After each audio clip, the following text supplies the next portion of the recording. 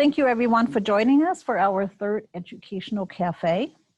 I'm Dorothy Otero and I'm the Executive Director of our supportive housing programs. If you have been tuning in, our first cafe featured David Cisneros, who is the Director of our Albuquerque Opportunity Center and the Men's Respite. And then during our last educational cafe, we featured Jody Jepson and our prioritized street outreach program, Albuquerque Street Connect. Today, I have the pleasure of telling you about one of the supportive housing programs that I oversee, the Families Heading Home program. My other program, Albuquerque Heading Home, will be featured at an upcoming educational cafe. We will have some time at the end of the presentation to answer any questions that you might have, but you can feel free to type those into the chat and we will answer those at the end. Our Families Heading Home program consists of projects from various funding sources with differing criteria for client eligibility. Our supportive services for families is one of those programs. And I'll give you a little bit background about how that program came to be. In 2015, we were involved in a pilot project called Keeping Families Together, or KFT. The model was developed by the Corporation for Supportive Housing in New York. The focus was specifically on very high need families that were involved with CYFD or Child Protective Services. Other requirements for the family included that they had to be homeless or they were at imminent risk of homelessness. And they had very limited resources or no resources to become housed on their own. In addition, the head of household had to present with a mental health diagnosis and or substance use. The program was designed to be a reunification or prevention. We chose to do the latter, the prevention program in our situation. The goal of the program was really to reduce the number of repeat maltreatment, to reduce the number of children entering the foster care system in New Mexico, and to create housing stability for the family. We operated that program in 3 counties throughout the state. The challenge with these particular families is that many of them have a history of, longstanding history of domestic violence, mental health concerns on part of the caregivers, substance use, long histories of housing instability, and their levels of extreme poverty. And of course, the presence of childhood trauma or child abuse or maltreatment or neglect. Just really quickly, Dorothy, I'm so sorry. I think that our sound isn't working. Let me see here.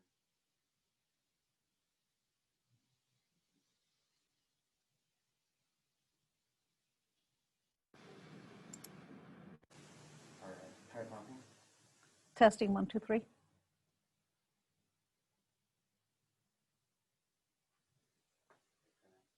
Testing 1, 2, 3.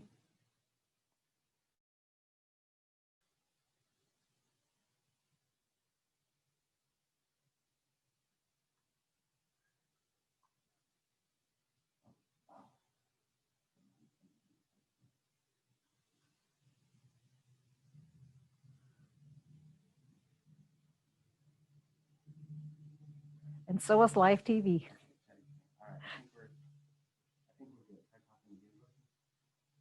Okay, so we got the okay. All right. Okay. So I'm not sure what part of that you heard, but the goal of our program was to reduce the number of repeat maltreatment, reduce the number of children entering foster care in New Mexico, and of course to create housing stability. The challenge of the families is that many of them have a history of domestic violence, mental health concerns on part of the caregivers, substance use, and long periods of housing instability, levels of extreme poverty, and of course the presence of childhood trauma and maltreatment. Many of the children also suffer from mental health concerns as well as learning disabilities. And the families in general lack social support networks or family supports. The results that we achieved in the 3-year pilot program led us to adopt this as a model on how we continue to serve our families. Besides the supportive services for families program, we also have a program that's called the rental assistance program. And the criteria here is for families that are considered those with highest need. And these are often families that fall through through the cracks of other housing programs. And I think the best way to illustrate who these families are, I will like to tell you the story about Rhonda and Lang's family. In August of 2015, Rhonda and Lang went to the hospital in Gallup to give birth to their little boy. Their little boy was born and they called him Malcolm. Shortly after his birth, the nurses took Malcolm to the NICU and they told Rhonda to get some sleep, which she did. When she woke up, she asked to see her little boy. The nurses told her, well, the doctor will come in and see you. So with that response, she knew that there might be something wrong. The doctor came in and they gave her the news that her son had Down syndrome and that he had some very critical health complications and needed to be airlifted to Albuquerque.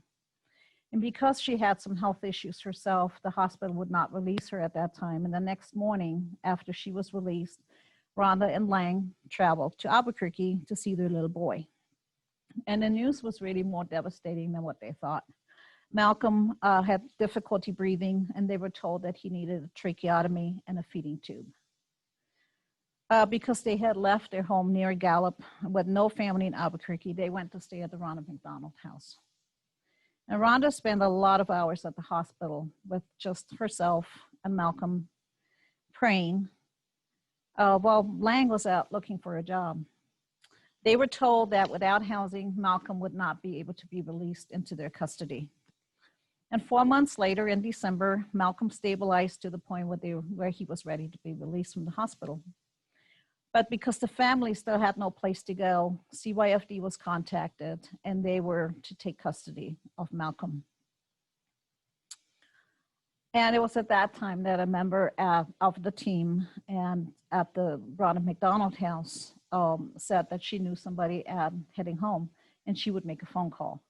And that's how I met this family. After hearing their story, it was clear to me that this was definitely one of those families that met highest need. Once I met with Rhonda, Lang, and their older son, I knew that this could be a life-changing event for their family. Rhonda told me about the house that they had on the reservation outside of Gallup. It was a Hogan with no running water, with no electricity, and it wasn't a place where they could take Malcolm to because he needed some critical medical equipment. And she also had very little support from her family. It was even suggested that she not even keep the baby. Rhonda told me that she was born to a single mom, was one of 8 kids. She said she was raised by her aunt because most of her family were alcoholics. Then Rhonda herself became addicted to alcohol. She shared that difficult upbringing with her longtime boyfriend, Lang. They both fell deep into an addiction. Rhonda became clean about a year before Malcolm was born. But when she first found out about Malcolm's condition, she couldn't help but blame herself. And she was told by the doctors and by the nurses that Down syndrome is not caused by alcohol. But the months that were to follow were even more than what she thought she could handle. Malcolm's health and the loss of Lang's job when they left Gallup, and then becoming homeless, she said it just became too much. Rhonda wondered how she was going to make it just through another day. She said that the day she received the call about housing was like a crane coming in and just lifting those burdens off of her. And then she recalled the day that she looked at her new apartment. They were so grateful to be standing in that space that would be the beginning, new beginning for their family. Our agency provided them with the furniture and the household supplies. Even though the family didn't ask, I knew it was on their mind because it was 10 days before Christmas. And they didn't know how they were going to provide Christmas for their kids. So heading home through our Holiday of Hope campaign, had plenty of toys and items on hand that we were able to provide them with all that they needed. Fast forward to today, And so I'm going to bring up some pictures. So this is Rhonda and Lang, and this is Malcolm. Over the last few years, Rhonda and Lang added a little boy, and they also added a little girl to their family. They're married now. And just this past week, Lang received some really good news. He's been working in construction the last few years, but all of that stopped with COVID-19. And he just received a job offer that he was hoping for that will really help him support his family much better. Rhonda has become Malcolm's greatest advocate. She's currently working on getting him a specialized walker. She talks to families at the hospitals that go through similar things with their children. And she really took to heart what somebody told her when she wondered how she could ever care for her child. And somebody told her, just love your child and caring will come naturally. And that's the message that she shares with other families at the hospital. And Rhonda and her family are just beyond appreciative when they talk about heading home. They continue to work hard, become self-sufficient. They look forward to moving into a new home after the first of the year. And Rhonda and Lang are just one of 30 families that we currently serve. When a family first comes to heading home, we provide them with a motel room while they're waiting to be housed. Then we assist them with locating housing of their choice based on their own criteria of location within the city, schools, transportation, access to shopping. We also advocate with landlords because many of our clients have barriers to housing, such as bad or no credit. They don't have a mental history, and they may even have a criminal background. So we work with landlords, and we have a team of landlords that we work with who are very supportive of our programs. We also help with the lease signing, getting utilities turned on, and of course, providing furniture and household items. We also practice a housing first model in all of our supportive housing programs. And once a client has income, they pay 30% of their income in rent. We help clients to coordinate and navigate medical and mental health systems, transportation, school enrollment, just to name a few. And we also accompany families to CYFD meetings because those can be really frightening to the family. So I mentioned Holiday of Hope just a moment ago. We are in the process of kicking off our Holiday of Hope campaign for this year. The Holiday of Hope campaign is not only our annual giving campaign, it's also when we ask you, the community, to provide us with items that make the holidays just a little bit better for our clients. At any given time this year, throughout our programs and shelters, we will serve approximately 800 people per day. You can also choose to sponsor or support a family and provide them with the gifts that they might not otherwise have. Our website will have more information posted starting, I believe, on Monday. We will have a donation drive on Saturday, November 21st, where you can also drop off items. And all of that information, like I said, will be on our website at headinghome.org. So if you have any questions, again, please feel free to type those into the chat. I will do my best to respond to them in the time that we have left. All right, so we have our first question comes from our Facebook feed, and that is, what furniture items are needed the most in donations for this time of year? Okay, the furniture items we need the most are couches, nicely kept couches. We need dining room tables, dining room chairs. We do have beds because we partner with American Home to provide us with new beds. So household items of any type.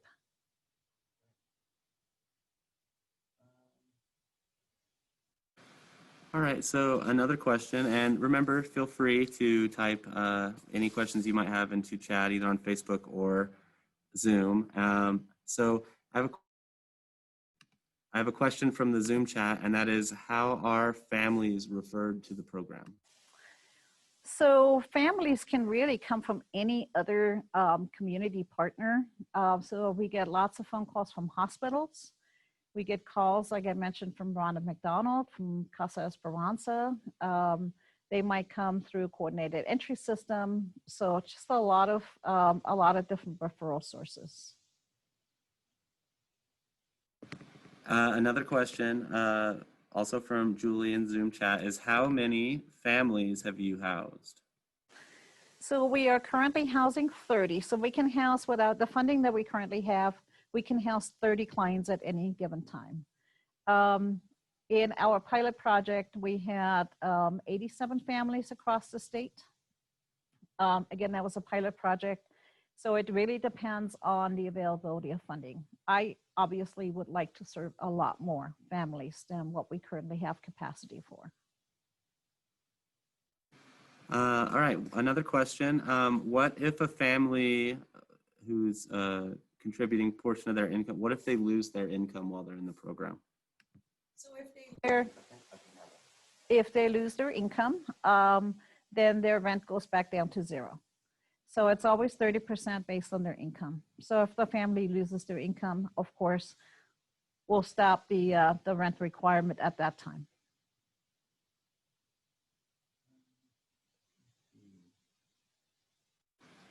All right. So how do you check on the families and the kids, or just at any time, or how do you check on the families very frequently? That's a great question, because we do I'm so sorry, Dorothy. 1 second. Okay, now go. That's a great question. We do provide intensive case management services to all of our clients. And so the clients are visited at least once a week, especially the first few months that they were in the program. As they become a little bit more self-sufficient, we might switch that to every other week. But they constantly have access to us and anything that we might be able to provide to them. So I have a question from Facebook. How has COVID changed how you support the families? So wow, that was a huge challenge, but all of our clients continue to receive services. So we check in with all of our clients by phone. We deliver food boxes, no contact, of course. We deliver food boxes. We deliver bus passes, and really anything that the family might need, including diapers. We had one family who was sick, and so we provided them several food boxes because we did not want them to go out into public. And we were able to provide for the families and make sure that everybody was okay during these last 6 months. All right. What is your favorite part of working with the families? My favorite part of working with the families is to see families like Rhonda and Lang just become such a resilient family and just show how strong they are. One of the things that she tells me is that they have the ability to raise their kids so very different than how they were raised. And so they're really grateful for that. And that, I think, the result of what we see with families like this is really what keeps us going every single day.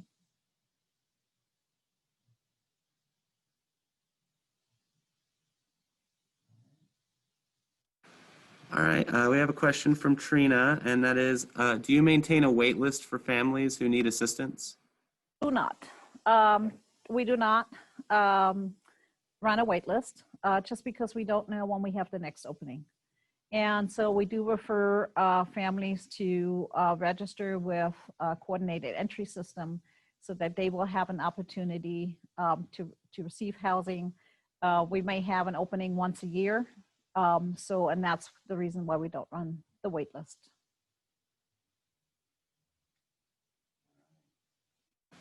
All right, everybody. If you have any other questions, go ahead and put them in chat now. We'll give you just one more second. Okay, here we have one. Lots of good questions. Thank you. We have one. Here's another question that just came in. How many case managers do you have on your team, and what is their work like? What kind of work do they do?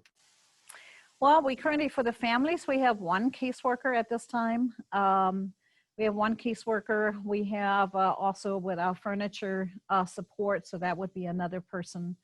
And they basically provide the supportive services. They make sure that our clients know that we are always available to them. We kind of, the caseworker helps them get from point A to point B. How do you get from you don't have a job today? How do you get to being job ready?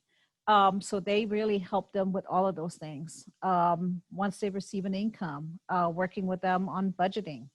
Once they have a child that's ready to go to school, how do you enroll them in school? So it's a lot of hands-on and, like I said, very intensive type of case management.